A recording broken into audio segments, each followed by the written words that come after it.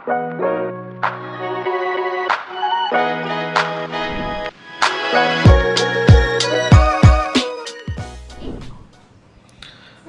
welcome back everybody to Scaling Smart, the No Fluff Partner Growth Series. Once again, I'm your host Sandy, and with me is Jeff. Jeff is head of partner engagement practice here at Bioforesight. Hello, Jeff. Hey, Sandy, how are you doing? Glad Very to be good. here today. You caught me on my bright and colorful day, by the way. Just so you know. Yeah, And I'm I trying think to you're bright. match that. I'm trying to match that myself, but looks like mine's more subtle. But great to have you here, Jeff. Thank you very much. If you could tell us a little more about, kind of experience that you have around partner programs, and what have you done in the past in your roles? Yeah, and I'll actually frame it around the excitement of being a part of Buyer Foresight and building out the partner practice that we've been working on for a while now. And that all comes from my background, my experience. I've worked with a number of companies. I've been doing partner related activities for a dozen plus years. I worked actually with a distributor. I worked for a distributor in South Africa, and working directly with partners. That was on the selling side. And after that, I ended up going to IBM, where I'm working with IBM Cloud, and I built out the partner program to help IBM partners sell more IBM Cloud. And as much of a challenge that was, trying to sell against AWS and other brand names at the time, it was a really good, successful program. And so that's kind of my things, working with partners, understanding what it is that they need, and then building out something that's going to address those needs such that the vendor starts to see an accelerated growth in their revenue. And that's what we're building out here at Buyer Foresight, and I'm really excited to be a part of the company and part of this program. Excellent, wonderful. Thank you so much for that brief intro. I'm sure your stint at IBM and especially selling against the other biggies could bring immense wealth of knowledge out here to all partner leaders that are coming in. So thank you once again for joining us, Jeff. And before we jump into our session, I'm just going to quickly talk about what we've done over the last 3 episodes. So we unpacked what it takes to scale after enablement, go beyond MDF, and make co-selling repeatable. Today, what we're going to do is we bring it all together by asking a bold question. Are you giving your partners a real voice in your go-to-market strategy, or just expecting them to echo yours? The topic today is partner-led GTM, scaling by giving partners a strategic seat. Ecosystem-led growth is more than a trend. It's a necessity for scale. And this episode dives into how to empower partners to co-create GTM strategy, influence roadmap decisions, and become an integrated part of that growth engine. Jeff, my question to you, what does it mean to have a truly partner-led go-to-market? I always love this, and I love hearing product-led go-to-market, partner-led, or ecosystem-led. I'm here to say unequivocally, I believe there's only one led go-to-market strategy, and that is customer-led go-to-market strategy. There's only customer-led growth, because at the end of the day, they're the ones who are actually giving you the money, and it comes down to how they want to buy. So in that scenario, when it is through a partner, that's where it's going to be very important that you have the partner experience defined, and you've got the right partners, and you've got them ready to serve that customer. Then they can help facilitate that customer-led growth. So that's kind of how I view that question. Hope that answered all right for you. Oh, absolutely. I mean, you hit the nail on its head, right? End of the day, it always boils down to the customer. It's always about what challenge are you solving for your customer, and your customer's only going to buy from you if they believe in you being able to execute and address that challenge. So that's a brilliant point. Absolutely. I worked with a company recently, actually, who decided they were going to go invest and go all in on product-led growth. And so they built out where customers could try before they buy, and they built things out to address that, a product-led growth strategy, and it didn't go anywhere. It was a great product, so the product wasn't what was at fault. It's actually, it harkens back to exactly what I said. It's about the customer. Customers didn't want to use that trial or didn't want to go down that path with this particular company. So that's where, it's really about customer-led growth. And I would say the same thing on partners. If you've got the wrong partners or your partners aren't able to address your customers' needs, you're not going to be as successful. So that's why you want to make sure you're setting them up for success in that way. Sure. And how are companies involving partners in strategic decisions like campaign planning or product feedback? Yeah, so there's a number of ways. Product feedback loops that go to product management and engineering are very important. And that can come typically through the sales organization when a partner and a seller are working a deal and it comes up that a customer is asking for this feature or that particular functionality, or they're looking to solve this problem. Getting that to come back through the channels is very important, obviously. And I know some companies out there are doing partner advisory councils to help get some of that feedback, not just on product roadmap, but on other types of experiences as well. And one of the things that I would like to see, and a suggestion I make out there, companies are doing voice of the customer types of activities where they're going out and interviewing and talking with customers. Hopefully they're doing that on a regular basis. That's good hygiene. I would suggest doing the same thing with partners.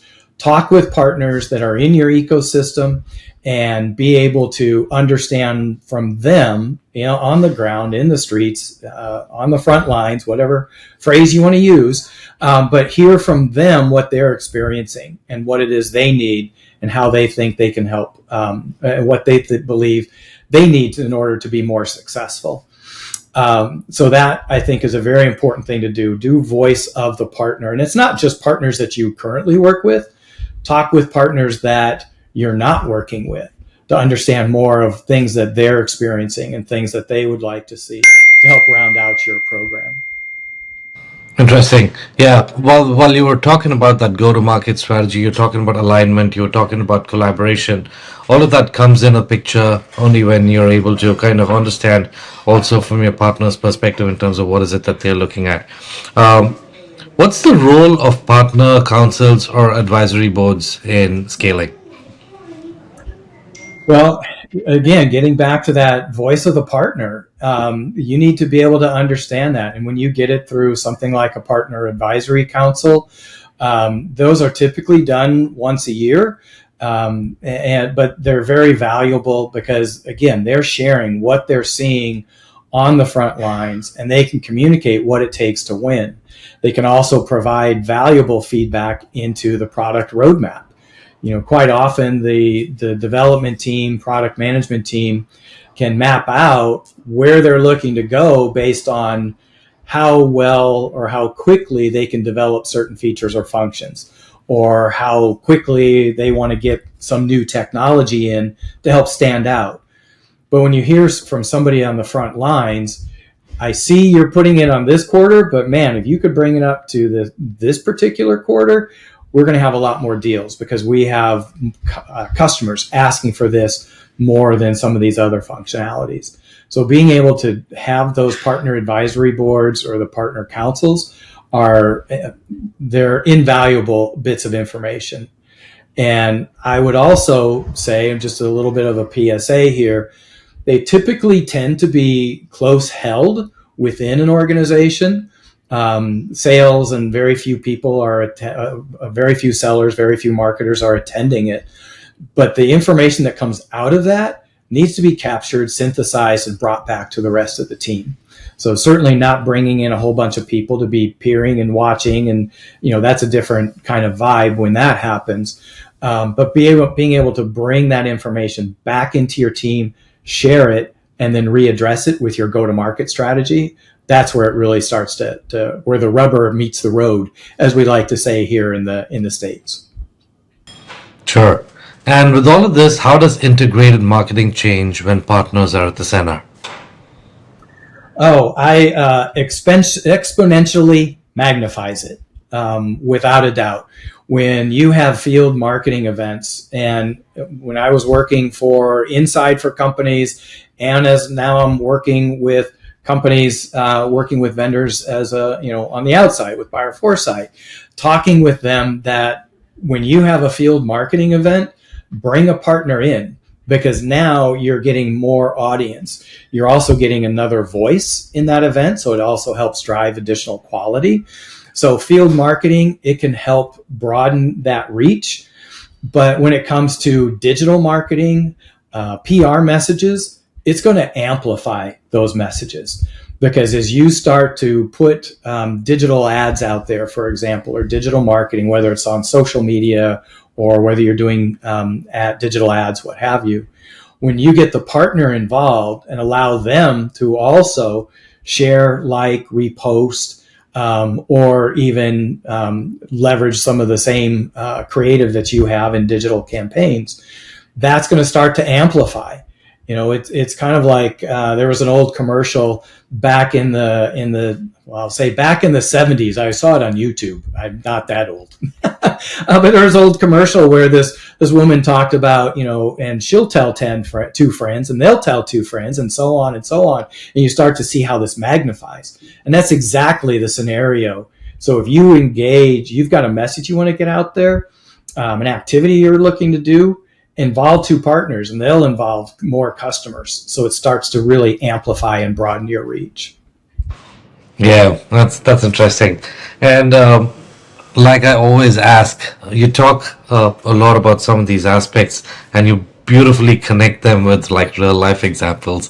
Can you give me maybe a couple of real life examples where ecosystem led growth really delivered growth?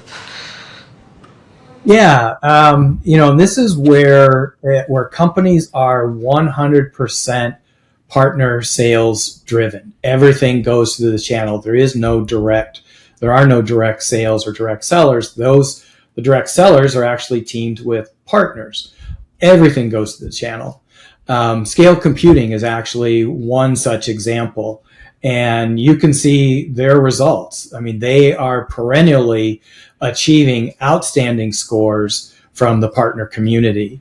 They are at the top of CRN, or the channel companies' ratings, regularly, and they've been doing so for years. And this is a company with a large number of partners, and they're expecting to double over the next year, all because of what their market opportunity is, but more importantly, their commitment to the partners who can help them tell that story, who can reach into organizations that they would not have gotten into because they don't have those relationships, like their partners would have.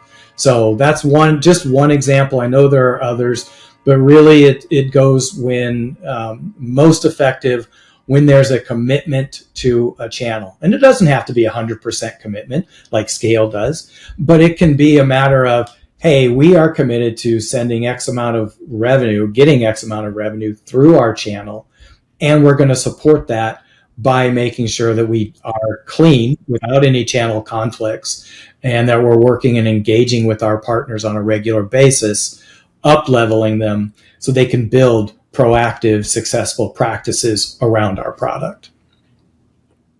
Brilliant. And that brings us to an end of our session. That's a wrap on Scaling Smart, a four episode sprint through what it really takes to grow partner programs that perform. Huge thanks to Jeff Ballard for bringing the real talk and decades of partner wisdom to the table. If you've been nodding along, scribbling notes, or just maybe rethinking your GTM strategy, mission accomplished. But we're not done yet. We'll be back soon with a brand new partner podcast track, this time focused on Empower, how to activate, elevate, and energize your partners for long-term success. Stay tuned and keep scaling smart. Thanks, Jeff, and we will see you on the next time. Thanks, Andy.